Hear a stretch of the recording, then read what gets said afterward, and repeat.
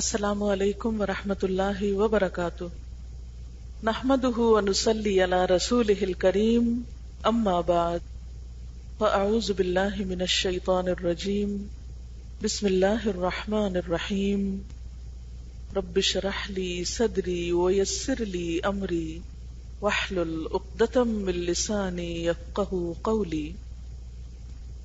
جو انسان بھی اس دنیا میں آتا ہے، جب وہ عقل اور شعور کی عمر کو پہنچتا ہے تو ایک سوال اس کے ذہن میں ضرور امٹتا ہے، اور وہ یہ کہ میں کون ہوں، کہاں سے آیا ہوں، کیوں آیا ہوں، اور مجھے کہاں جانا ہے، اور یہ کہ مجھے اس دنیا میں کیا کرنا ہے۔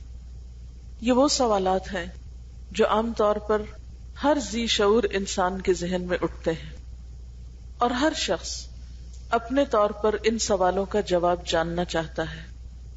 دنیا میں مختلف مذاہب میں مختلف مفکرین نے، فلاسفرز نے اپنے اپنے طور پر ان سوالوں کا جواب تلاش کیا ہے، اور لوگوں کو ان سوالوں کا جواب دینے کی کوشش کی ہے۔ لیکن بات یہ ہے کہ وہ جواب تو انسانوں کے تھے، انسانوں کے لیے، لیکن ہمیں یہ دیکھنا ہے کہ کیا یہ جواب جو انسانوں نے انسانوں کے لیے دیے وہ انسانوں کے لیے کافی ہیں، یا اس سے آگے بھی کچھ اور جاننے کی ضرورت ہے۔ تو بات یہ ہے کہ ان سوالوں کے صحیح جواب ہمیں وہی دے سکتا ہے جس نے ہمیں پیدا کیا، جس نے ہمیں بنایا۔ پہلی بات تو یہ ہے کہ کوئی بھی چیز خود سے خود نہیں بنا کرتی۔ ایک چھوٹا سا پھول، ایک پتی خود سے نہیں بن سکتی۔ ان چیزوں کو تو چھوڑیے، اس وقت میرے سامنے جو کچھ بھی رکھا ہوا ہے، مثلاً یہ بیگ، یہ اینک، یہ کتاب، یہ میز، اگر کوئی ہم سے یہ کہے کہ یہ سب کچھ خود بن گیا، یہ گھڑی خود بخود بن گئی، کچھ اجزاء اکٹھے ہوئے، انہوں نے اتفاق سے بائی چانس گھڑی کی شیپ اختیار کر لی اور پھر اچانک انسان کے سامنے آ کھڑی ہوئی، تو کوئی بھی اس شخص کی بات نہیں مانے گا۔ ایسا کہنے والے کی بات کی کوئی اہمیت نہ ہوگی۔ تو کوئی بھی شخص جو یہ بات کرے کہ یہ گھڑی اتفاق کا نتیجہ ہے تو آپ اس کی بات نہیں مانیں گے۔ اگر کوئی یہ کہے کہ اس کتاب میں لکھی ہوئی تحریر، وہ کچھ حروف ہوا میں اڑ رہے تھے، وہ اتفاق سے اکٹھے ہو گئے اور مل کے وہ لفظ بن گئے، لفظوں نے اتفاق سے جملے بنا دیے، جملوں نے پیراگراف بنا دیے، تو کوئی بھی یہ بات نہیں مانے گا۔ تو پہلی بات تو یہ سوچنے کی ہے کہ یہ دنیا کسی اتفاق کا نتیجہ نہیں ہے، یہ بائی چانس وجود میں نہیں آئی، خود سے خود نہیں بنی، کسی بنانے والے کے بنانے سے بنی ہے۔ پھر یہ کہ وہ بنانے والا کون ہے؟ میں اور آپ الحمدللہ مسلمان ہیں۔ میرا اور آپ کا یقین یہ ہے کہ یہ سب کچھ اللہ نے بنایا ہے۔ اگر ہم اس بات پر اتفاق کر لیں کہ یہ اللہ تعالیٰ نے بنایا ہے، تو پھر ہمیں یہ بھی ماننا ہوگا کہ وہی اس کا مالک بھی ہے۔ جب خالق وہ ہے تو مالک وہ ہے۔ مثال کے طور پر جب ایک سائنٹسٹ یا ایک مؤلف ایک کتاب لکھتا ہے تو وہ کتاب اسی کے نام منسوب ہوتی، اس کے کاپی رائٹس اسی کے نام پر جاتے ہیں۔ ایک سائنٹسٹ جب کوئی ایجاد کرتا ہے کسی چیز کی تو وہ چیز اسی کے نام سے منسوب کی جاتی، اسی کو کریڈٹ دیا جاتا ہے۔ اسی طرح آپ اگر کوئی چیز اپنی بناتی ہیں تو آپ ہی اس کو اون کرتی ہیں۔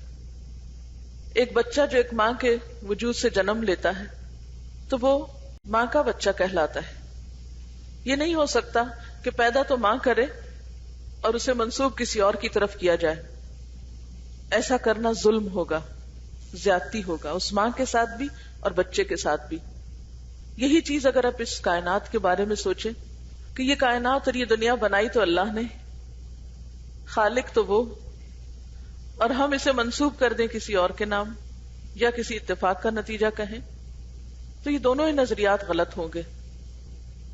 ہم مانتے ہیں کہ یہ سب اللہ نے بنایا ہے، تو ہمیں یہ بھی ماننا ہوگا کہ پھر ان سب چیزوں کا مالک وہ ہے۔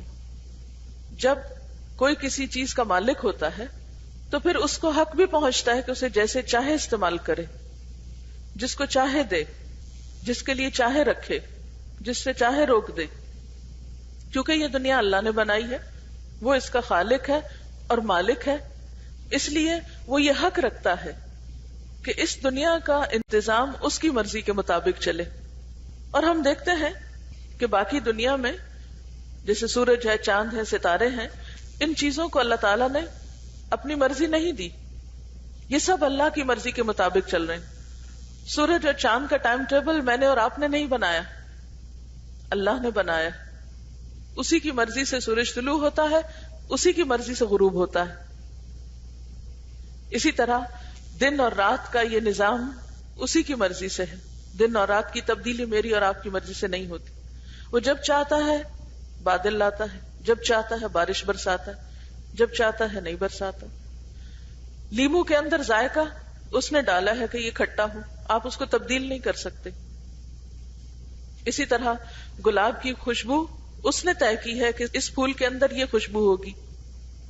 اس کی مرضی کے مطابق گلاب کا پھول ایک مخصوص قسم کی خوشبو دیتا ہے. چنبیلی کے پھول میں ایک مخصوص خوشبو ہے، یہ اس نے ڈالی، اس کی پلاننگ ہے، اس کی مرضی کے مطابق، کیونکہ وہ مالک ہے. اور چھوٹی سے چھوٹی چیز سے لے کر بڑی سے بڑی چیز، مثلا آگ میں آپ دیکھیں جلنے کی صلاحیت کس نے ڈالی؟ اسی نے ڈالی. یہ سب کچھ کیوں اس طرح ہو رہا ہے؟ اس لیے کہ یہ سب اپنے خالق اور اپنے مالک کی مرضی کے مطابق چل رہے ہیں.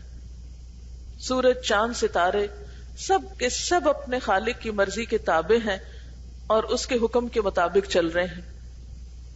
ان چیزوں میں کسی دوسرے کا کوئی حکم نہیں چلتا. ہاں، انسان ایک ایسی مخلوق ہے کہ جس کو اللہ تعالیٰ نے ارادہ اور اختیار دیا ہے، تھوڑی مرضی دی ہے، باقی چیزوں کو نہیں دی. سورج کو اپنی مرضی کا کوئی حق نہیں دیا کہ کسی دن وہ 1 منٹ کی تاخیر سے طلوع ہو، یا جب چاہے غروب ہو جائے، جب چاہے روشن ہو جائے، جب چاہے ہماری لائٹ کی طرح آف کر دے، بلیک آؤٹ کر دے. وہ ایسا نہیں کر سکتا، اس کو اختیار ہی نہیں دیا گیا، اس کو اپنی مرضی کا حق ہی نہیں دیا گیا.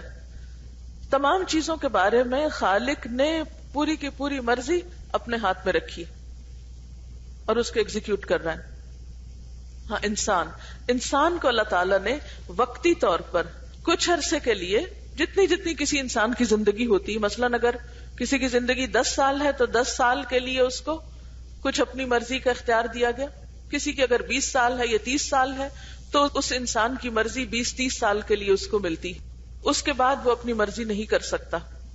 اور اس میں بھی آپ دیکھیے کہ ہماری مرضی اتنی محدود ہے، اتنی لمیٹڈ ہے کہ دنیا میں آنے کے لیے بھی ہم سے نہیں پوچھا گیا تھا.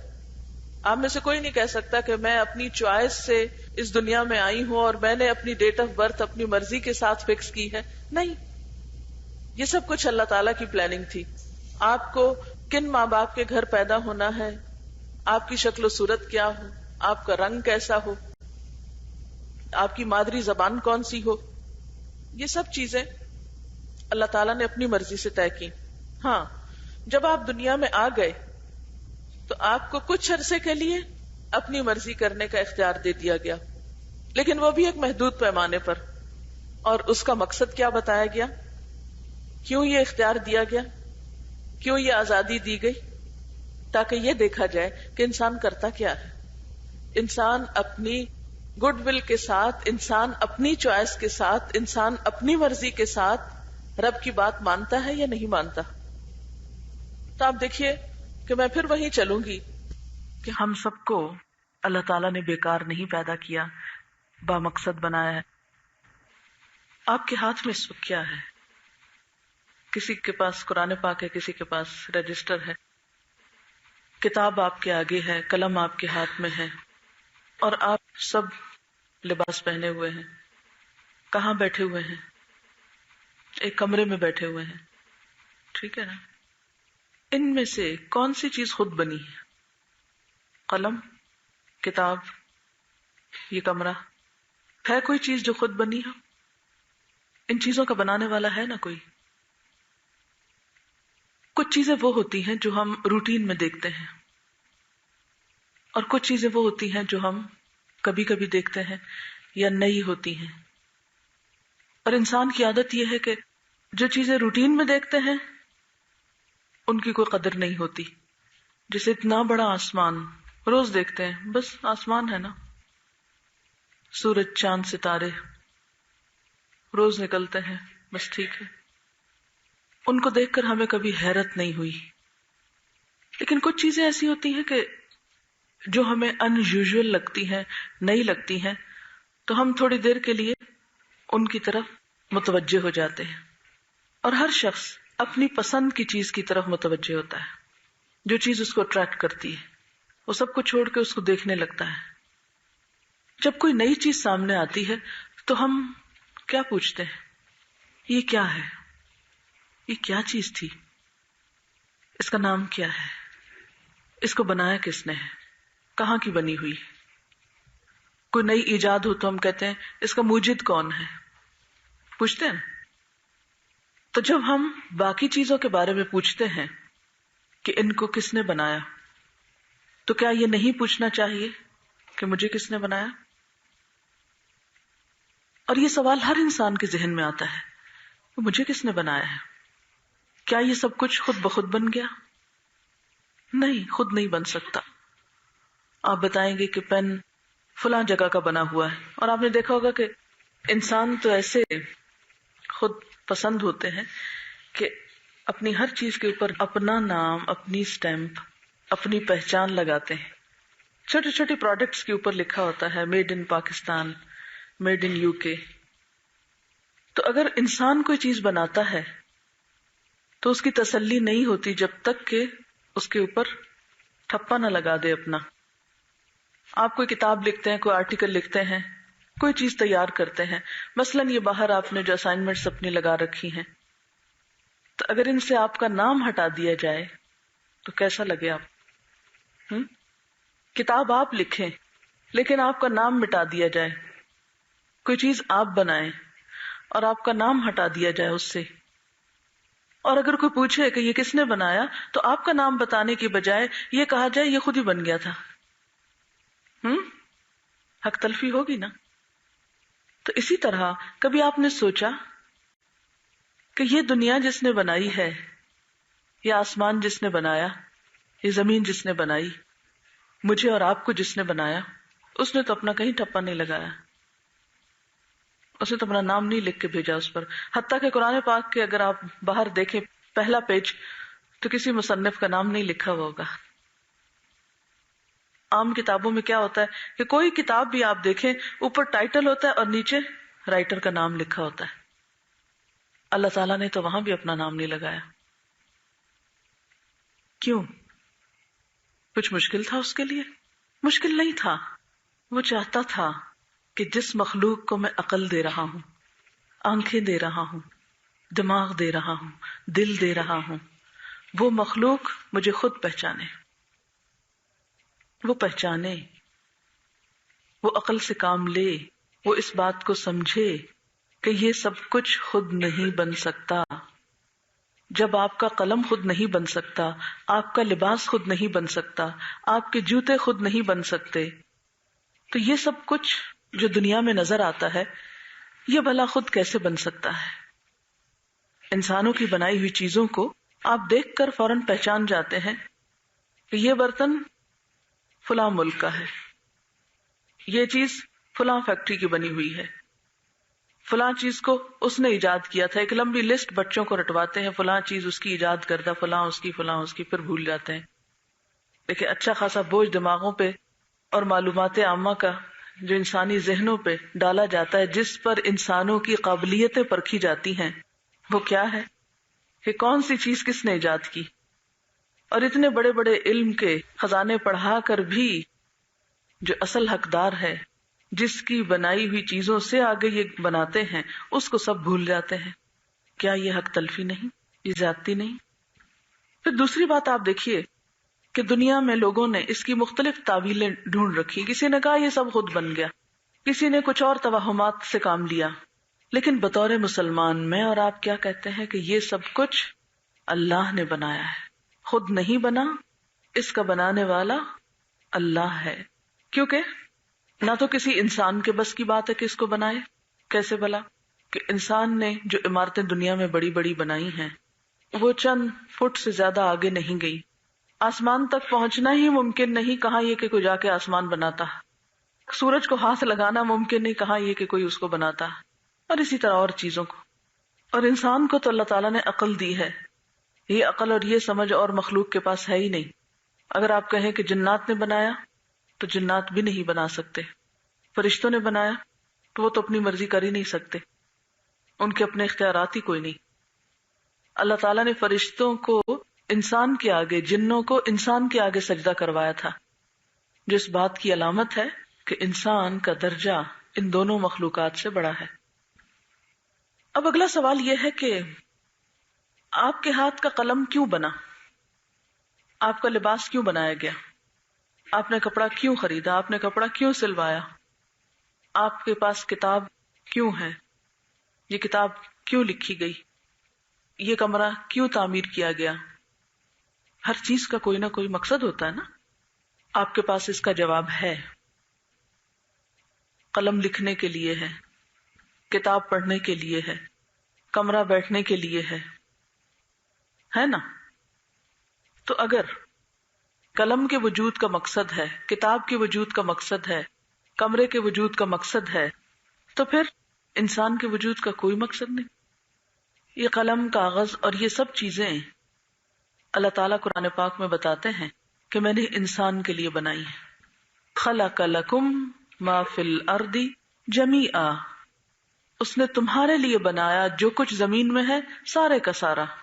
یہ انسان کے لیے، یہ درخت تمہارے لیے، یہ پہاڑ تمہارے لیے، یہ دریا تمہارے لیے، یہ سورج تمہارے لیے، یہ چاند تمہارے لیے، سب کچھ تمہارے لیے. یہ سب کچھ بیکار اور بے مقصد نہیں.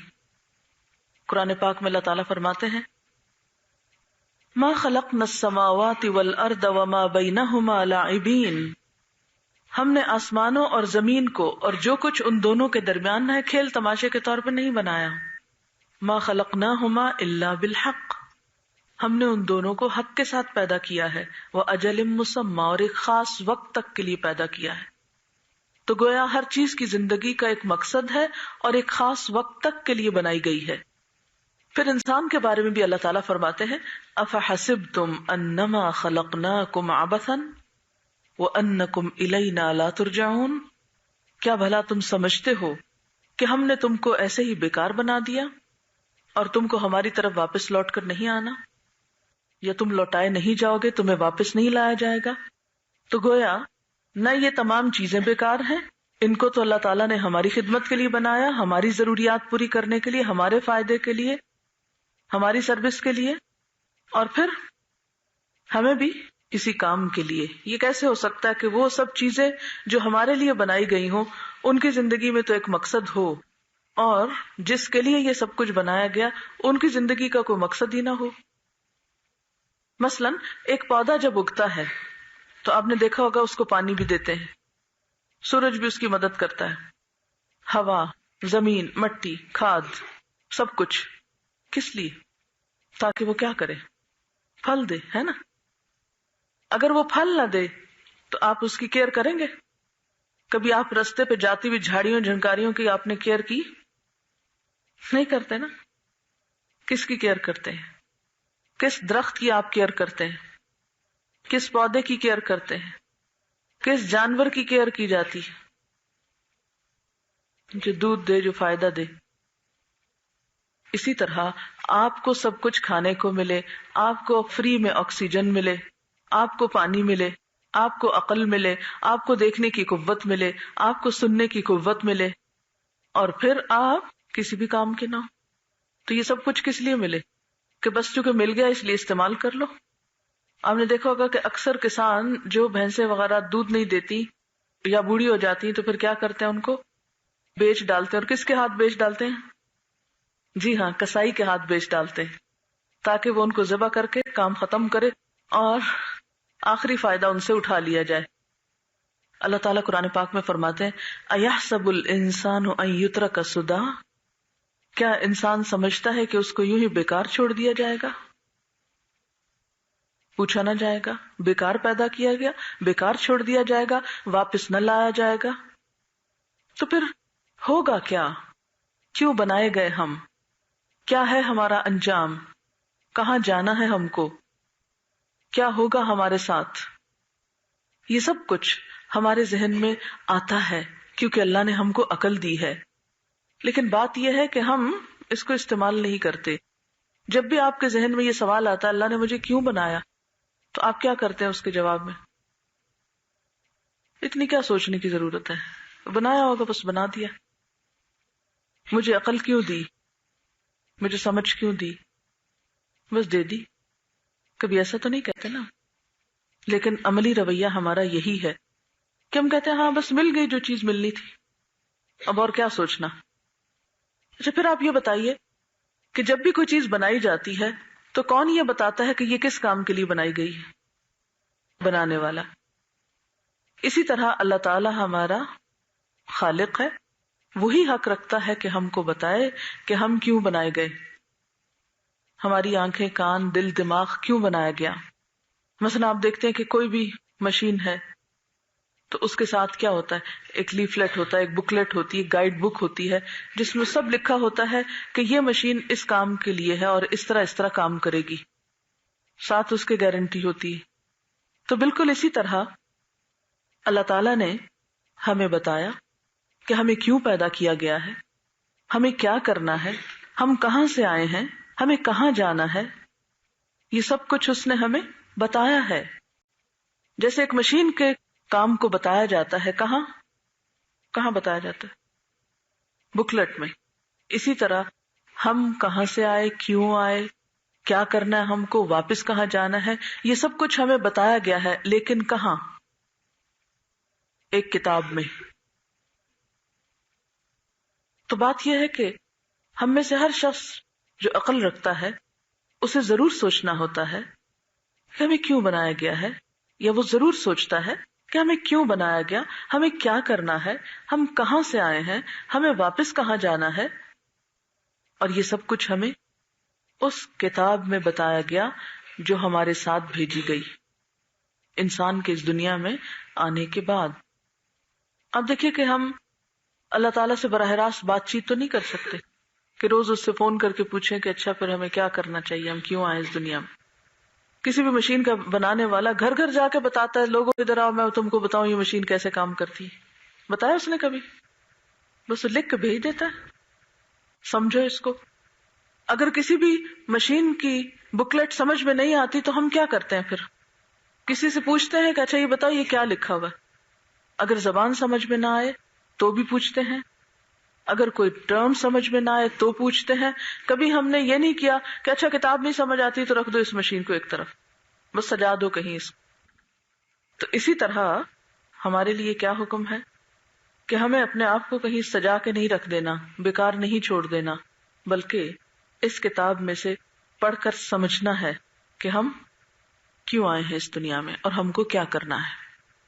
اگر کوئی شخص مشین تو ایک کمپنی کی خریدے اور کتاب کسی دوسری کمپنی کی لے، پھر کیا ہوتا ہے؟ مشین صحیح چلے گی؟ نہیں چلتی. حتیٰ کہ اگر ایک ہی کمپنی کا ماڈل بھی بدل جائے تو مسئلہ ہو جاتا ہے. اسی طرح بنایا تو ہم کو اللہ نے، اور ہم پوچھیں لوگوں سے بتائیے کامیاب زندگی کے اصول کیا ہیں. کبھی کتابیں پڑھیں کسی کی اور کبھی پڑھیں کسی اور کی. کیا عملی زندگی میں ہم ایسے ہی رویے کا شکار نہیں؟ ہر شخص کی زندگی میں ایک خواہش ہوتی ہے، ایک تمنا ہوتی ہے کہ وہ کامیاب زندگی بسر کرے، جو اس کو صلاحیتیں اور قوتیں ملی ہیں ان کا وہ بہترین استعمال کرے اور ایک کامیاب انسان بن جائے. لیکن بہت سے لوگ کوشش کے باوجود کامیاب نہیں ہوتے. کیوں نہیں ہوتے؟ اس لیے کہ کسی بھی کام کو کرنے کا وہ صحیح طریقہ استعمال نہیں کرتے اور اپنی صلاحیتوں کو ضائع کر دیتے ہیں. ویسے کوئی بھی ریسورسز اگر آپ کے پاس ہوں اور ان کو آپ ضائع کرنا شروع کر دیں، اصل جگہ پر نہ لگائیں، تو کیا ہوگا؟ مثلاً اگر آپ کمرے میں لائٹس لگانے کی بجائے یہاں تو اندھیرا چھوڑ دیں اور صحن میں لائٹس لگا دیں تو اس سے کیا ہوگا؟ آپ کی نگاہیں خراب ہوں گی اور باہر وہ ضائع ہوگی لائٹ، بجلی کا بل بھی زیادہ آئے گا. بالکل اسی طرح ہم نے اپنی زندگی کو کیا کر رکھا ہے، یہ نہیں دیکھتے، یہ نہیں سوچتے کہ ہماری صلاحیتیں ہیں کیا، ہم کیا کر سکتے ہیں، کس کام میں اس کو لگانا چاہیے، کیسے لگانا چاہیے. بس اندھا دھند چل رہے ہیں، جیسے سب لوگ کر رہے ہیں ہم بھی کر رہے ہیں. اپنی عقل استعمال نہیں کرتے، اللہ تعالیٰ کی دی ہوئی ہدایت کو استعمال نہیں کرتے. تو یہ کیسے ہو سکتا ہے کہ ہمیں اس دنیا میں بھیجا گیا، عقل سمجھ دی گئی، چلنے کی قوت، دیکھنے بولنے سننے کی قوت، بہت سے کام کرنے کی قوت ہمیں دی گئی، قوتیں بے شمار دی گئی، اور پھر اس کے بعد ہمیں کہا جائے کہ بس ایسے ہی جاؤ گھوم پھر کے دنیا میں کھاؤ پیو مزے کرو اور واپس آ جاؤ. نہیں، اس لیے تو نہیں بھیجا کیا، صرف کھیلنے کودنے کو تو نہیں بھیجا کیا. اللہ سبحانہ وتعالیٰ فرماتے ہیں افحسبتم انما خلقناکم عبثا وانکم الینا لا ترجعون، کیا تم سمجھتے ہو کہ ہم نے تمہیں یوں ہی بیکار پیدا کر دیا اور یہ کہ تم ہماری طرف واپس نہیں لوٹائے جاؤ گے؟ تمہیں بھیجا گیا ہے، تمہیں واپس نہیں آنا. ایک گیند کو یا بال کو آپ دیوار پہ مارتے ہیں، پھینکتے ہیں تو پلٹ کے واپس آپ کی طرف آتا ہے. یہ کیسے ہو سکتا ہے کہ اللہ تعالیٰ انسان کو دنیا میں بھیجے اور پلٹ کے اسے واپس نہ جانا؟ واپس جانا ہے، لازمی طور پہ جانا ہے، اور جا کر ہمیں حساب دینا ہے.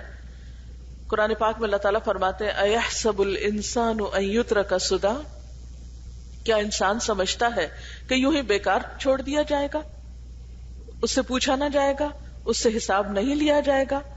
نہیں، لیا جائے گا، پوچھا جائے گا. تو یاد رکھیے کہ پہلی بات تو یہ کہ ہم بیکار نہیں آئے، نہ یہ کائنات بیکار ہے، نہ انسان بیکار ہے. ہم سب ہمیشہ کے لیے بھی یہاں نہیں آئے، ہماری واپسی بھی ہے، اور واپسی پہ پھر پوچھا بھی جائے گا. کیا پوچھا جائے گا؟ کس چیز کا حساب ہوگا؟ تو چلیے اللہ تعالیٰ کی کتاب میں سے دیکھتے ہیں کہ وہ ہم سے کیا چاہتا ہے. اللہ تعالیٰ فرماتے ہیں ما خلقت الجن والانس الا لیعبدون، میں نے جن و انس کو اپنی عبادت کے لیے پیدا کیا ہے. اللہ تعالیٰ نے زمین میں انسان کو کیا بنا کر بھیجا تھا؟ انی جاعل فی الارض خلیفہ. اسی طرح سورۃ الملک میں آتا ہے تبارک الذی بیدہ الملک وہو علی کل شیء قدیر الذی خلق الموت والحیاۃ لیبلوکم ایکم احسن عملا. بہت بابرکت ہے وہ جس کے ہاتھ میں ساری کائنات کی بادشاہت ہے اور وہ ہر چیز پر قدرت رکھنے والا ہے. وہ جس نے موت اور زندگی کو پیدا کیا تاکہ وہ تم کو آزما کر دیکھے کہ تم میں سب سے اچھے کام کرنے والا کون ہے. تو گویا موت اور زندگی دے کر ہماری آزمائش ہو رہی ہے. کس بات کی آزمائش؟ کہ ہم میں کون کیسے کام کر رہا ہے، کون کتنے اچھے کام کرتا ہے. اب یہ احسن عمل کیا ہوتے ہیں؟ اچھی کوکنگ، اچھی سوئنگ، اچھی ڈیکوریشن. کیا آپ ان کو یا محض ان کاموں کے جاننے کو، یا ہماری عام روزمرہ زندگی میں جو ہماری خواتین کرتی ہیں کہ جو بھی ان کے گھریلو ذمہ داریاں ان کو بہت اچھی طرح کر کے وہ خوش ہو جاتی ہیں کہ ہم بہت ماہر ہیں، بہت قابل ہیں. ایک خاندان میں کون سی بہو کی تعریف زیادہ ہوتی، کس کو اچھا سمجھا جاتا ہے، کون ہر دل عزیز ہوتا ہے؟ جو کس چیز میں اچھا ہو، کھانے اچھے پکا سکتا ہو. ہر جگہ اور ہر علاقے کے معیار مختلف ہیں، ہر شخص کے نزدیک اچھائی کا معیار مختلف ہے، ہر شخص کی پسند مختلف ہے. تو ہمیں یہ نہیں دیکھنا کہ انسانوں کا معیار کیا ہے اور انسانوں کی پسند کیا ہے، ہمیں پھر یہ دیکھنا ہوگا کہ جس نے ہمیں بنایا اس کی پسند کیا ہے، وہ کس کو احسن عمل کہتا ہے، اس کے نزدیک اچھا کیا ہے. پھر عمل کی ڈیفینیشن کیا ہے؟ عمل کس کو کہتے ہیں؟ کام کو. کام میں کیا کچھ شامل ہے؟ کام کی ابتدا کہاں سے ہوتی ہے؟ ارادے سے، خیال سے، سوچ سے، نیت سے. تو جتنی اچھی نیت ہو اتنا اچھا عمل ہوتا ہے. اور پھر عمل میں صرف ایکشنز نہیں، انٹر-ایکشن بھی اور گفتگو بھی، بول بھی. تو گویا انسان کی سوچ، انسان کا بول، انسان کا عمل، یہ سب کچھ کیا ہے؟ اس کا عمل ہے. اس کا چلنا پھرنا، اٹھنا بیٹھنا، گھومنا، سونا جاگنا، یہ سب کچھ کیا ہے؟ عمل ہے. ہمارے بارے میں اللہ تعالیٰ دیکھ یہ رہے ہیں کہ ہم میں سے عمل کس کے اچھے ہیں. ایکم احسن عملا. اور احسن عمل وہ احسن ہے جسے ہمارے پیدا کرنے والے نے اچھا کہا ہے.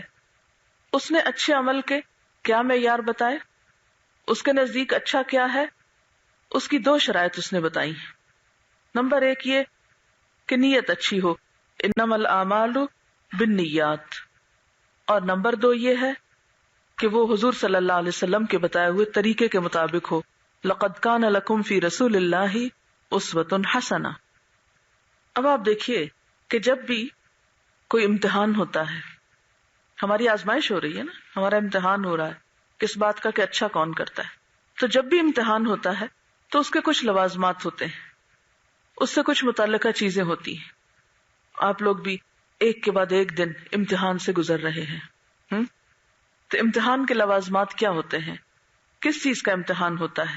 جو کچھ آپ نے پڑھا ہوتا ہے اس میں نصاب کا ہونا، کتاب کا ہونا ضروری ہے. پھر اس کے ساتھ ساتھ کیا ہے کہ اس کو پڑھانے والا کوئی ہو، پھر ایک امتحان لینے والا ایگزامینر، پھر ایک پیپر بنتا ہے، پھر ایک کمرہ امتحان ہوتا ہے، پھر اس کا نتیجہ بھی آپ کو ملتا ہے. تو یہ سب امتحان سے متعلقہ چیزیں ہیں. تو اللہ تعالیٰ جب ہمیں دنیا میں آزما رہا ہے تو پھر ہمیں کیا کرنا ہے؟ یہ دیکھنا ہے کہ ہمارا یہاں کا نصاب کیا ہے، کس چیز کے مطابق ہمارا عمل ہو کہ ہمارا عمل احسن عمل کہلائے. تو وہ ہے ہماری کتاب، اللہ کی کتاب قرآن پاک اور سنت رسول صلی اللہ علیہ وسلم. استاد کون ہے؟ رسول اللہ صلی اللہ علیہ وسلم. فالو کس کو کرنا ہے، پیروی کس کی کرنی ہے، رنگ کس کا چڑھانا ہے اپنے اوپر، اتباع کس کا کرنا ہے، اطاعت کس کی کرنی ہے؟ رسول اللہ صلی اللہ علیہ وسلم کی. آپ نے دیکھا ہوگا کہ مختلف لوگ مختلف لوگوں کے سٹائلز کو اپناتے ہیں. بہت سے لوگ نئی نئی تصویریں دیکھتے ہیں تو دوپٹہ لینے کا سٹائل اور کھڑے ہونے کا سٹائل مختلف ماڈلز کے مطابق اپنا بناتے رہتے ہیں. ان کو اپنا آئیڈیل قرار دے کے اس طریقے پر کھڑے ہوتے ہیں، بیٹھتے ہیں، بات کرتے ہیں، ان کے جیسی زبان بولتے ہیں. چھوٹے چھوٹے بچوں کو آپ دیکھیں کہ مختلف کارٹونز کے کیسے ڈائلاگ رٹے ہوئے ہوتے ہیں اور کس طرح ان کو دہرا رہے ہوتے ہیں. وہ ان کے آئیڈیلز ہوتے ہیں، کیسے آئیڈیل دے دیے ان کو، کیسی مثالیں ان کے سامنے. خیر، تو احسن عمل کے لیے ہمارا آئیڈیل کون ہے؟ رسول اللہ صلی اللہ علیہ وسلم. باقی جو استاد ہوتے ہیں نا، جو وقتی طور پر کسی خاص زمانے میں، کسی خاص علاقے میں، کسی خاص جگہ پر کوئی کورس کی کتاب پڑھا رہے ہوتے ہیں، چاہے اللہ کی کتاب ہی کیوں نہ پڑھا رہے ہوں، تو وہ ہمارا آئیڈیل نہیں ہوتے. آپ کو کس کا رنگ چڑھانا ہے؟ صبغت اللہ. اور اس کا بہترین نمونہ، بہترین سٹائل کہاں ہے؟ رسول اللہ صلی اللہ علیہ وسلم کی زندگی میں. اس کو تھورلی اور بہت کیئرفلی دیکھنا ہے. آپ کا اٹھنا، بیٹھنا، سونا، جاگنا، بات کرنا، خوشی، غم، دوستی، دشمنی کے معیار کیا تھے، طریقے کیا تھے، عبادت کیسی تھی، دعا کیسی تھی، ذکر کیسا تھا. کیونکہ جب ہم اپنی عقل سے کام لیتے ہیں نا تو ہم کسی حد پہ نہیں جا رکتے، ایکسٹریمسٹ ہو جاتے ہیں، انتہا پسند ہو جاتے ہیں. دین کی طرف آتے تو دنیا پوری چھوڑ دیتے ہیں، حالانکہ اللہ کے رسول صلی اللہ علیہ وسلم نے کیا چیز چھوڑی تھی؟ ہاں، ان چیزوں کے کرنے کا انداز مختلف تھا ہم سے. تو پھر ہم کو کیا کرنا ہے؟ ایکم احسن عملا، احسن عمل کرنے. احسن کا کیا معنی ہوتا ہے؟ اچھے نہیں، سب سے اچھے. احسن سپرلیٹو ڈگری، اچھے ترین کام، سب سے اچھے کام. احسن کا روٹ کیا ہے؟ سین نون، حسن. تو پھر اس میں کیا آ جاتا ہے؟ خوبصورتی بھی آ جاتی ہے نا. یعنی ہر کام کو خوبصورت طریقے سے کرنا، خوشی کے ساتھ کرنا. یعنی صرف خوشی کے موقع پر خوش ہونا نہیں، بلکہ اللہ تعالی کے ڈالے ہوئے مختلف امتحانوں کو بھی خوشی سے نبھا جانا، ان سچویشنز کو ایکسپٹ کر لینا، احسن طریقے سے قبول کر لینا. ہر وقت شکوے شکایات کا بازار گرم نہ رکھنا، ناشکری نہ کرنا. یہ کیا ہے؟ احسن عملا. مرضی کے موافق چیزوں پر تو ہم خوب خوش ہوتے ہیں، لیکن مرضی کے خلاف چیزوں پر کتنے لوگ احسن عمل دکھاتے ہیں. لیکن یہ تو ایک نیچرل ری ایکشن ہے کہ آپ کی پسند کی چیز ہو گئی، آپ کی مرضی کی بات ہو گئی تو آپ کیا کریں؟ خوش ہوں. یہ تو قدرتی بات ہے نا. جیسے آج میں یہاں بیٹھ کے خوش ہوں کیونکہ میری مرضی کی جگہ ہے، لیکن اگر اس کے علاوہ کوئی اور کام کرنا پڑے، کہیں اور جانا پڑے، تو اس میں خوشی تو نہیں ہوگی، لیکن ناشکری بھی نہیں ہوگی، ناراضگی بھی نہیں ہوگی، کوئی شکوہ بھی نہیں ہوگا. اس کو بھی اپنی چاہے مرضی کے خلاف ہو، نفس کے خلاف ہو، لیکن پھر بھی اس کا حق نبھانا ہے.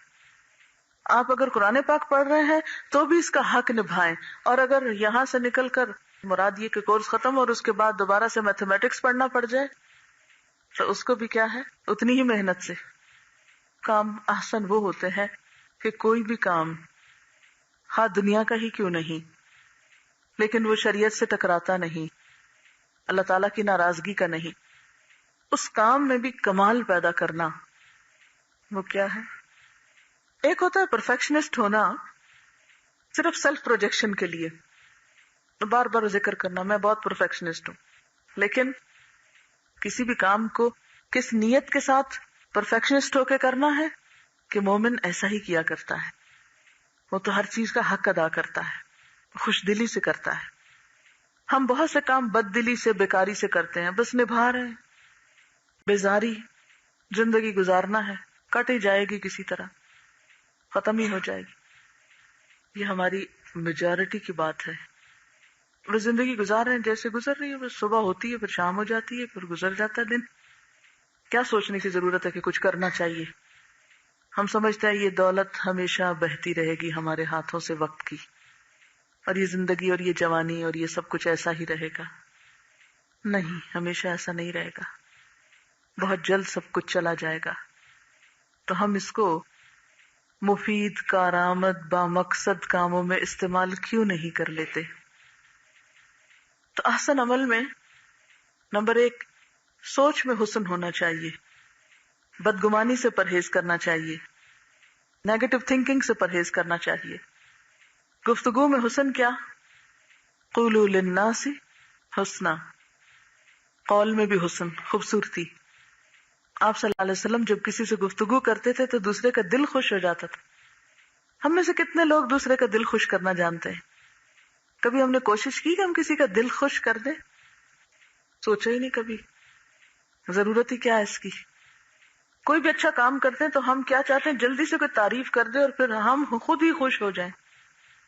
تو احسن سوچ، خوبصورت سوچ، میری نیت سب سے اچھی ہو، اس میں اخلاص ہو. میری گفتگو سب سے اچھی ہو. مقابلہ کرتے رہتے ہیں نا آپ، نمبروں میں نہ کیا کریں. کس میں کیا کریں؟ عمل تو بہت بڑا لفظ بول دیتے ہیں آپ. نیت میں مقابلہ کیا کریں کہ میری نیت دوسروں سے سب سے زیادہ اچھی ہو اور اپنے رب کے لیے ہو، وہ خوش ہو جائے مجھ سے. پھر مقابلہ کیا کریں اچھی گفتگو میں کہ میرے بولنے کا انداز کیا ہے، لوگوں کے ساتھ معاملہ کرنے کا انداز کیا ہے. اور پھر صرف اس وقت اچھی بول اور اچھا گفتگو نہیں کہ جب کوئی آپ کی پسند کا شخص آپ کے سامنے آئے، اس وقت بھی اچھا بن کے دکھانا جب کوئی انتہائی ناپسندیدہ چیز سامنے ہو. ٹھیک ہے، انسان ہے، نہیں بہت سی چیزیں برداشت ہوتی، مگر پھر آپ صلی اللہ علیہ وسلم تو ایسے ہی اچھے تھے کہ آپ سے زیادہ مسکرانے والا کوئی نہیں تھا. ہر حال میں اللہ کا شکر ادا کرتے، کثرت سے استغفار کرتے. کبھی کوئی بڑے سے بڑا کام کر کے بھی آپ نے کبھی تکبر نہیں کیا، کوئی ڈینگیں نہیں ماری، کوئی بڑی بڑی باتیں نہیں کی. اور احسن عمل میں سب سے اچھا عمل یعنی ایکشنز میں، افعال میں، اپنی نماز کو دیکھیں، قرآن پاک پڑھنے کو دیکھیں. کیا میں احسن طریقے سے پڑھتی ہوں کہ بس پڑھ لیتی ہوں جیسے پڑھتے ہیں؟ تو کبھی ہم نے ان چیزوں میں کبھی مقابلے کیے؟ مثلا اگر ہم صفائی کر رہے ہیں تو کبھی ہم نے سوچا کہ جو حصہ میں صاف کر رہی ہوں وہ سب سے اچھا ہو؟ کبھی سوچا ہم نے جس جگہ پر میں بیٹھی ہوں یہ بالکل صحیح ترتیب کے ساتھ ہو، میری کاپی بہت اچھی لگتی ہو، میری کتاب بالکل صاف ستھری ہو، اس کے ورق کے مڑے تڑے نہ ہوں، میرا بیگ سب سے زیادہ صاف ستھرا ویل آرگنائزڈ ہو، میرا کمرہ جہاں میں رہتی ہوں، میرا بستر، میرے کپڑے. کبھی ان چیزوں میں بھی صفائی ستھرائی اور احسن کا خیال رکھا؟ ہم احسن کو کیا سمجھتے ہیں؟ سب سے قیمتی ہو، اس میں ضرور مقابلہ کریں گے. بہت سے لوگوں کو آپ نے دیکھا ہوگا کہ ان کے گھروں میں بہت قیمتی فرنیچر ہوتا ہے لیکن اس کی صفائی کا خیال کسی کو نہیں ہوتا. تو کیا صرف قیمتی چیز لگانے سے ہی آسان ہو جاتا ہے کچھ، یا اس کو مینٹین کرنے سے، ان کو صاف ستھرا رکھنے سے؟ کبھی آپ نے توجہ دی کہ میری لکھائی بہت اچھی ہو؟ کتنی چیزوں میں ہم، اور کریٹو اور کارآمد چیزوں میں ہم اچھا بننے کی کوشش کرتے ہیں. ہم اگر اچھا بننے کی کوشش کرتے بھی ہیں تو گنی چنی چند ایک چیزیں ہیں. مثلاً ہم تو اچھا سننے والے بھی نہیں، اچھی طرح رسپانس بھی نہیں کرتے، مسکراہٹ کے جواب میں بھی ہم اسٹیئر کرتے ہیں. یہی چھوٹے چھوٹے رویے ہوتے ہیں جو ہماری ایک پرسنالٹی بناتے ہیں، اور یہی سب کچھ لکھا جاتا ہے. ایکم احسن عملا. خوبصورتی صرف قیمتی لباس سے نہیں ہوتی، خوبصورتی صرف زیور پہننے سے نہیں ہوتی، خوبصورتی صرف میک اپ کرنے سے نہیں ہوتی. خوبصورتی کس سے ہوتی ہے؟ اچھی پرسنالٹی جس کو دیکھ کر آپ خوش ہو جائیں اور بار بار ملنا چاہیں، بار بار ان لوگوں کو آپ یاد کریں. یعنی دنیا میں آئے ہیں، اللہ نے ایک عدد دماغ ہم کو دیا ہے جو سب سے الگ ہے، مختلف ہے، طاقت دی ہے، قوت دی، وقت دیا، تو پھر ہم ایسے ہی گزر جائیں گے اس دنیا سے کہ بس گزر گئے، کچھ نہیں کر کے جائیں گے؟ نہیں، کچھ کرنا ہے. یہی امتحان ہے ہمارا. اصل امتحان کیا ہے کہ جو کچھ اللہ تعالیٰ نے دیا ہے اب وہ دیکھ رہا ہے کہ اس کا استعمال کیسے ہو رہا ہے. اور قیامت کے دن جو اجر و ثواب ملنا ہے نا، وہ ہر شخص کو اس کے اچھے استعمال کا ملنا ہے. مثلا ہم سب کے پاس ایک نعمت ہو سکتا ہے برابر کی ہو، دن کے 24 گھنٹے، یہ سب کو اللہ تعالیٰ روزانہ برابر کی تقسیم کرتے ہیں.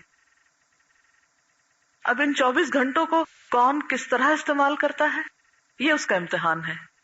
ہم کو اللہ تعالیٰ نے ایک مخصوص دماغی قوت دی ہے، تو اس میں کیا ہے، جتنی جتنی جس کو ملی اب وہ اس کو کس طرح استعمال کرتا ہے. بولنے کی قوت اگر ملی تو کس طرح استعمال کرتا ہے، اگر مال ملا کس طرح استعمال کرتا ہے. یہ جو کس طرح ہے نا، ایکم احسن عملا، یہی اس میں آتا ہے. بہت سی چیزیں بہت سے لوگوں کو ایک جیسی ملی ہوتی ہیں. کل میں ایک سڑک کے پاس سے گزر رہی تھی تو اس میں ایک جیسے درخت لگے ہوئے تھے نا، ایک قسم کے، یعنی ایک نسل کے. تو وہاں گاڑی رکی تو میں نے ایک ایک درخت کو غور سے دیکھنا شروع کیا جو پاس پاس تھے. میں سوچ رہی تھی کہ ان سب کو ایک دن میں یا ایک وقت میں اگایا گیا، ان کو ایک جیسا پانی ملا، ان کو ایک جیسی ہوا اور روشنی ملی، لیکن ہر ایک کا روپ مختلف ہے، ہر ایک کی شکل مختلف ہے، ہر ایک کا سٹائل مختلف ہے. اگرچہ ایک ہی مالی نے اس کی کاٹ چھانٹ بھی کی ہوگی، لیکن کوئی نیچے سے اٹھا تو 2 حصوں میں چلا گیا، کوئی 3 میں، کوئی 4 میں بھی. ہر ایک کی شاخیں ڈفرنٹ تھی. تو میں سوچ رہی تھی کہ یہی ہم انسانوں کا حال ہوتا ہے. پھر آپ لوگوں کا مجھے خیال ہے کہ جیسے ایک کلاس ہے، ایک انوائرمنٹ ہے، ایک ہی چیز پڑھائی جا رہی ہے، لیکن ہر کوئی مختلف نکلے گا. ہر ایک کی نیت مختلف ہے یہاں آنے کی، اور وہ اپنی نیتوں کے اختلاف کے ساتھ اجر سمیٹے گا. پھر ہر ایک کی کوشش مختلف ہے، وہ اپنی کوششوں کے مختلف ہونے کے مطابق اپنا اجر سمیٹے گا. پھر یہاں سے نکلنے کے بعد اب بھی اور بعد میں بھی اس علم کو کہاں کہاں کس کس طریقے سے استعمال کرتے ہیں، اس کے لیے کیا کیا منصوبے بناتے ہیں، وہ بھی سب مختلف ہوگا، اور اس میں بھی اجر مختلف ہوگا. اور قیامت کے دن جب ہم اللہ تعالیٰ کے پاس جائیں گے تو کسی کے آگے ڈھیر لگا ہوگا اور کوئی فقیر ہوگا. اپرچونٹی سب کو برابر کی ملی، لیکن کسی نے اس سے فائدہ اٹھایا اور کسی نے ان کو ضائع کر دیا. اور عموماً ضائع کرنے کے اسباب کیا ہوتے ہیں؟ سستی، بے دلی، بے توجہی، ادھر ادھر کی چیزیں جو انسان کو ڈسٹریکٹ کرتی ہیں، ان کی رو میں بہہ جانا وغیرہ وغیرہ. جیسے آپ تیل انڈیل رہے ہوتے ہیں نا بسا اوقات کسی برتن میں یا بوتل کے اندر تیل ڈال رہے ہوتے ہیں، تو کچھ لوگ اس طرح ڈالتے ہیں کہ ایک قطرہ بھی ضائع نہیں جانے دیتے، اور کچھ لوگ ضرور سپل کرتے ہیں، ضرور گراتے ہیں. تو بالکل اسی طرح کچھ لوگ اس طرح اپنا وقت استعمال کر رہے ہیں کہ ایک قطرہ بھی نہیں جانے دے رہے، اور کچھ لوگ وہ دولت بہاتے چلے جا رہے ہیں. اور نیچے گرا ہوا تیل کس کام آتا ہے؟ کسی کو بھی نہیں آتا نا. اگر آپ اپنا وقت استعمال نہیں کرتے تو اس سے آپ نے بھی فائدہ نہیں اٹھایا اور کوئی اور بھی نہیں اٹھا سکتا، کسی اور کے کام کا بھی نہیں وہ. لیکن جب آپ اپنا وقت آسان طریقے سے استعمال کرتے ہیں تو بسا اوقات اس سے بے شمار لوگ فائدہ اٹھاتے ہیں. مثلا اس وقت میں بیٹھی ہوں، میں اپنا وقت استعمال کر رہی ہوں. آپ مجھے کچھ بھی نہیں کہہ سکتے تھے اگر میں آ کر اوپر اپنی رضائی میں گھس کے سو جاتی، کیونکہ رات بہت کام تھا تو میں دیر سے سوئی اور صبح آنا تھا جلدی، تو میں جلدی جلدی اٹھی اور میں نے کہا کہ نہیں، کلاس نہ چلی جائے، مجھے کلاس لینی ہے. یہ کسی بھی کام میں استعمال ہو سکتا تھا نا، آرام میں ہو سکتا تھا، کسی اور میں. تو آرام تو بعد میں بھی ہو جائے گا نا، پھر رات آ جائے گی، پھر آرام کر لیں گے. لیکن رات کو آپ تو نہیں ہوں گے نا یہاں. تو ہر وقت میں انسان کو ایک ڈیسیژن لینا پڑتا ہے نا کہ اس وقت میں سب سے اچھا کام کون سا کر سکتی ہوں. اپنی پرائرٹیز بھی دیکھا کرے، کون سے کام کی ضرورت زیادہ ہے، کون سا کام کتنا بہتر طریقے سے ہو سکتا ہے. اور اس طرح آپ دیکھیں گے کہ زندگی بہت خوبصورت ہو جائے گی، خود بھی انجوائے کریں گے اور اپنے اس وقت سے بے پناہ لوگوں کو فائدہ پہنچائیں گے. اب مثلا میں اپنا وقت استعمال کر رہی ہوں، میرے اس استعمال سے آپ سب کو بھی فائدہ پہنچ رہا ہے. تو خیر الناس من ينفع الناس، سب سے اچھا انسان وہ ہوتا ہے جو لوگوں کو فائدہ پہنچاتا ہے. لیکن ہماری خود غرضی، ہم کہتے ہیں ہمیں کیا سر درد ہے کہ ہم دوسروں کی غم کرتے رہیں اور فکر کرتے رہیں، اپنے آپ ہی کو بچاتے رہتے ہیں. ٹھیک ہے، اپنے جسم کا بھی حق ہے، اپنی ذات کا بھی حق ہے، لیکن ہر وقت اس کو نمبر 1 ہی کیوں رکھتے ہیں؟ اور اگر اپنی ذات کا کچھ آرام قربان کر کے ہم دوسروں کو فائدہ پہنچا سکیں، دوسروں کی خدمت کر سکیں، اس کا فائدہ کس کو ہوگا؟ اس کا فائدہ بھی ہم ہی کو ہوگا. جو ہم کریں گے وہ ہم ہی پر لوٹے گا، کسی پہ احسان نہیں ہوگا. مثلا اس وقت میں بیٹھ کر آپ پہ کوئی احسان نہیں کر رہی، یہ پھر پلٹ کے مجھے کو فائدہ پہنچے گا.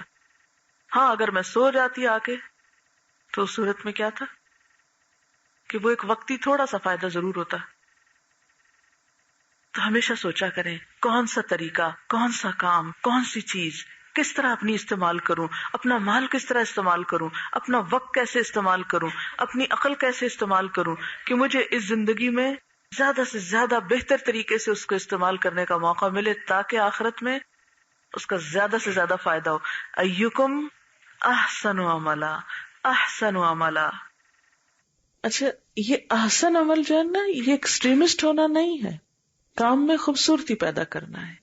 ایسی نماز کہ جو اللہ تعالیٰ کو پسند آ جائے، ایسا وضو جو اس کو پسند آ جائے. اور یہ سب کچھ کس طرح ہوتا ہے؟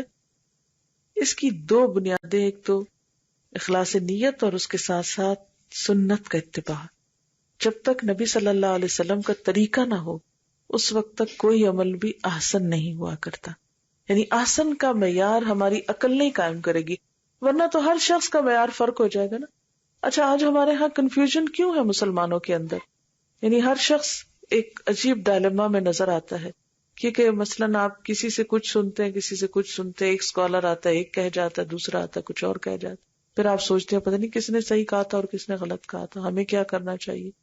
یہ کنفیوژن کیوں ہوتے ہیں؟ یہ اس وجہ سے ہوتے ہیں کہ ہم بسا اوقات بغیر دلیل کے لوگوں کی بات مانتے چلے جاتے ہیں. ہمارا معیار یا ہمارا کرائیٹیریا کوئی انسان نہیں ہونے چاہیے، ہمارا معیار اللہ تعالیٰ کی کتاب اور اس کے رسول صلی اللہ علیہ وسلم کی سنت ہونا چاہیے. زندگی کا کوئی کام ایسا نہیں کہ جو نبی صلی اللہ علیہ وسلم نے نہ کیا. لیکن افسوس یہ کہ جیسے قرآن پاک کا معاملہ تو عام طور پر یہ ہوتا ہے کہ ہم رمضان میں جیسے پڑھ لیتے ہیں، تراویح میں سن لیتے ہیں، ترجمہ بھی پڑھ لیتے ہیں، تفسیر بھی کچھ نہ کچھ پڑھ لیتے ہیں، درس وغیرہ ہو جاتے ہیں. لیکن نبی صلی اللہ علیہ وسلم کی سیرت کے بارے میں، آپ کی سنت کے بارے میں، آپ کے طرز زندگی کے بارے میں، طرز عمل کے بارے میں عام طور پر ہم اتنی توجہ نہیں کرتے، اس کو اتنی اہمیت نہیں دیتے. یہی وجہ ہے کہ جب ہر شخص اپنی عقل کے مطابق دین کو لیتا ہے، اپنی خواہش کے مطابق لینے لگتا ہے، اپنی مرضی کے مطابق انٹرپریٹ کرنے لگتا ہے، تو پھر کنفیوژنز پیدا ہونے لگتے ہیں، پھر ایک کشاکش پیدا ہونے لگتی ہے. لہٰذا کوئی بھی چیز جب ہم کو کرنا ہو، کوئی بھی کام جب ہمیں کرنا ہو، تو ہمیں زیادہ سے زیادہ یہ دیکھنا چاہیے کہ کیا اللہ کے رسول صلی اللہ علیہ وسلم نے کیا. اپنی زندگی کا، اپنے وقت کا مینجمنٹ اس طرح کریں، تقسیم اس طرح کریں کہ اپنے کھانے پینے کے لیے، خریدنے کے لیے، اوڑھنے پہننے کے لیے، رشتہ داروں دوستوں کے لیے، کمائی کرنے کے لیے بھی وقت ہو، اور اس کے ساتھ ساتھ ان سارے کاموں کی لسٹ میں ایک لازمی کام دین سیکھنے کا بھی ہو، کیونکہ احسن عمل اس وقت تک نہیں ہو سکتا جب تک ہم اس کو صحیح طور پر سیکھیں گے نہیں۔ صرف کتاب سے پڑھنا اور سیکھنا نہیں کہلاتا جب تک کسی کرنے والے سے کر کے نہ دیکھا جائے یا کروا کے نہ دیکھا جائے۔ نبی صلی اللہ علیہ وسلم نے ایک ایک کام کر کے دکھایا، اور پھر وہ ایک ایک ڈیٹیل اس کی محفوظ ہے، اور ہمیں بھی اس طریقے کو جاننے کی ضرورت ہے اور استاد کی ضرورت ہوتی ہے کہ جس سے ہم مختلف چیزوں کا طریقہ سیکھ لیں۔ دیکھیں، دنیاوی تعلیم کے لیے اسکول، کالجز، یونیورسٹیز کیوں بنی ہے؟ کیا مقصد ہے ان کے بننے کا؟ گھر میں بیٹھ کے کیوں نہیں ڈاکٹر بن جاتے؟ گھر بیٹھ کر آپ کیوں نہیں کوئی بھی سبجیکٹ پڑھ لیتے؟ اسکول کا مقصد ہی یہ ہوتا ہے کہ وہاں جا کر مل بیٹھ کر ایک دوسرے کے ساتھ ایک کمپٹیشن بھی ہو جاتا ہے، ایک دوسرے کے ساتھ ڈسکشنز ہوتی ہیں، ایکسچینج آف آئیڈیاز ہوتے ہیں، تو وہ کام کرنا آسان ہو جاتا ہے۔ اسی طرح یہ ہے کہ آپ لوگ بھی اپنے لیے ایسی پلاننگ کریں کہ جس میں آپ دین کو باقاعدہ تھوڑا تھوڑا سیکھیں۔ میں نہیں کہتی کہ روز ہی آپ کوئی ایسی کلاسز شروع کریں یا روز ہی آپ بیٹھیں۔ اگر آپ ہفتے میں ایک دن بھی 2 گھنٹے کا 2.5 گھنٹے کا ایسا سیشن رکھتے ہیں کہ مثلاً آپ زکوٰۃ کا ٹاپک رکھ لیں اور زکوٰۃ کے بارے میں جو بھی چیزیں ہیں ساری کی ساری آپ کے ذہن میں ایک طرح سے واضح ہو جانی چاہیے، تاکہ اگر آپ ان لوگوں میں شمار ہوتے ہیں جنہیں زکوٰۃ دینا ہے تو آپ دے سکیں۔ میں کبھی کبھی سوچتی ہوں کہ ہم لوگ دنیا کے معاملے میں کتنے پرٹیکولر ہیں کہ ٹیکس ادا کرنے کے لیے پورا علم لوگوں کو پتا ہوتا ہے، کہاں کہاں سے کیا بچت ہو سکتی ہے، ایک ایک کھانا جو ہے اس کو پراپر طریقے سے فل کرنا پڑتا ہے، اس کی انٹریز کرنی پڑتی ہیں، اور اس میں کتنے پرٹیکولر ہوتے ہیں۔ لیکن زکوٰۃ کے معاملے میں نہ تو کوئی ہم مسلمانوں نے پروفارما بنایا ہے، نہ کوئی کویسچنئر ہے، نہ کوئی ایسا ڈاکیومنٹ ہے کہ جسے ہم تیار کر کے تو ہر ایک کو دے سکیں کہ یہ ہے آپ کس کیٹیگری میں فال کرتے ہیں، اے میں کرتے ہیں، بی میں کرتے ہیں، سی میں کرتے ہیں، اور پھر اس کے بعد ہر شخص اپنے آپ کا خود سیلف اسیسمنٹ کر کے دیکھ لے، کیونکہ اس قسم کی کوئی ٹریننگ ہی نہیں ہے۔ آپ دیکھیں ایک چارٹرڈ اکاؤنٹنٹ بننے کے لیے کتنے سال پڑھائیاں کی جاتی ہیں اور کتنی محنت کی جاتی ہے، لیکن علم وراثت کو جاننے والے کتنے لوگ ہیں جو موجود ہوں گے؟ ایسا نہیں کہ مسلمانوں میں دماغ موجود نہیں، لیکن افسوس یہ کہ اس کی طرف توجہ نہیں، اس کی اتنی اہمیت نہیں۔ لیکن ہم توجہ نہ بھی کریں، اہمیت نہ بھی دیں، تو بھی امتحان میں تو پڑ گئے۔ اب ایک طالب علم کمرہ امتحان میں ہوتے ہوئے اگر یہ کہے کہ نہیں مجھے تو کوئی پرواہ نہیں کہ میں پرچہ کیسا کرتا ہوں، صحیح کرتا ہوں یا غلط کرتا ہوں، تو یہ اس کا اپنے دل کو بہلانے کے لیے اچھا خیال ہے، لیکن اسے پتا ہے کہ غلط کام کرنے کی صورت میں کانسیکوینسز کیا ہو سکتے ہیں۔ آپ دیکھیے کہ اگر آپ گندم بوتے ہیں تو کیا نکلتا ہے، کیا اگتا ہے؟ گندم ہی نکلتی ہے نا، کچھ اور تو نہیں نکلتا، جو تو نہیں نکلیں گے۔ اگر آپ چاول بوتے ہیں تو آپ چاول ہی کاٹیں گے، جو بوئیں گے وہی باہر نکلے گا۔ اسی طرح اگر ہم اچھی نماز پڑھیں گے تو اچھا نتیجہ سامنے آئے گا، کوئی بھی عمل اچھا کریں گے تو اچھا نتیجہ آئے گا۔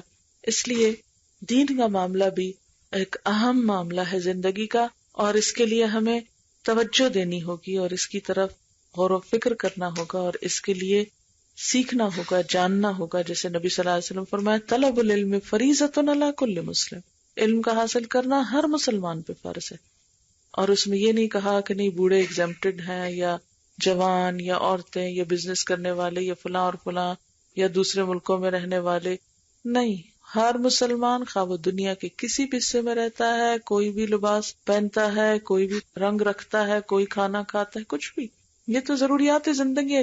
جہاں آپ پیدا ہوگے آپ خود بخود ویسا ہی کلچر اپنا لیں گے، وہ تو آپ اپنے آس پاس کو دیکھ کر وہ چیزیں تو خود بخود آ جاتی، انسان سیکھ لیتا ہے۔ لیکن دین ایک ایسی چیز ہے جو خود بخود نہیں آتی، اس کو سیکھنا پڑتا ہے، اس کو جاننا پڑتا ہے، اسے معلوم کرنا پڑتا ہے۔ اگر آپ اپنے بچوں کو نماز پڑھنے کا طریقہ نہیں سکھائیں گے تو انہیں خود تو نہیں آئے گا، آپ ہی کو سکھانا ہے۔ اس لیے احسن عمل کرنے کے لیے ہمیں عمل کرنا سیکھنا ہے، ہمیں اس کو جاننا ہے۔ ٹھیک ہے، میں نہیں کہتی کہ ہر شخص علامہ بنے، ہر شخص عالم یا عالمہ بنے تو تبھی وہ دین پہ عمل کر سکتے، نہیں، جس چیز کی ضرورت پڑتی جائے وہ چیز سیکھتے رہے۔ مثال کے طور پر آپ بچے کی شادی کرنے لگے تو شادی سے پہلے بتائیں اس کو کہ اگر وہ لڑکا ہے کہ اس کی بیوی کے حقوق کیا ہیں، اگر وہ لڑکی ہے تو اس کے شوہر کے حقوق کیا ہیں، سسرال والوں کے حقوق کیا ہیں۔ اسی طرح اگر آپ ماں بننے والے ہیں تو آپ کو پتا ہونا چاہیے کہ ماں کی ذمہ داریاں کیا ہیں. اگر آپ بچے ہیں تو آپ کو پتا ہونا چاہیے کہ آپ کے والدین کے حقوق کیا ہیں. اگر آپ کے ہمسائے ہیں تو آپ کو پتا ہونا چاہیے کہ ہمسایوں کے ساتھ کیا کرنا ہے، وغیرہ وغیرہ. یعنی جو ضرورت پڑتی جائے ویسا ویسا انسان سیکھتا چلا جائے. اور اسی لیے کہتے ہیں نا کہ علم حاصل کرو پنگھوڑے سے لے کر قبر تک، ہے نا. ہمارے دین کا تو اصول یہی ہے نا کہ اس کے لیے کوئی ایج لمٹ نہیں ہے کہ جی ہم تو اب بوڑھے ہو گئے اب ہم کیا سیکھیں گے. چھوٹے ہوتے سے لے کر آخر تک، یعنی جس دن ہمارا دنیا سے آخری دن ہے اس دن تک ہمیں کچھ نہ کچھ سیکھتے رہنا. ہو سکتا ہے ابھی کچھ رہ گیا ہو. بالکل ایسے ہی جیسے ایک ایگزام میں پرچہ دیتے ہیں نا تو پہلے منٹ سے لکھنا شروع کرتے ہیں اور آخر تک لکھ کر، اور اگر تھوڑا سا وقت بچ جائے تو ہم پیچھے سے پلٹ پلٹ کے دیکھتے ہیں کوئی چیز رہ تو نہیں گئی، پھر کوسچن چیک کرنا شروع کر دیتے ہیں، پھر تسلی کرتے ہیں نہیں پورا ہو گیا، تاکہ اطمینان کے ساتھ کمرے سے باہر نکلے. تو ہم بھی یہ دنیا کا جو ایگزامینیشن ہال ہے اس سے جب نکلیں تو اطمینان کے ساتھ. وآخر دعوانا الحمدللہ رب العالمین.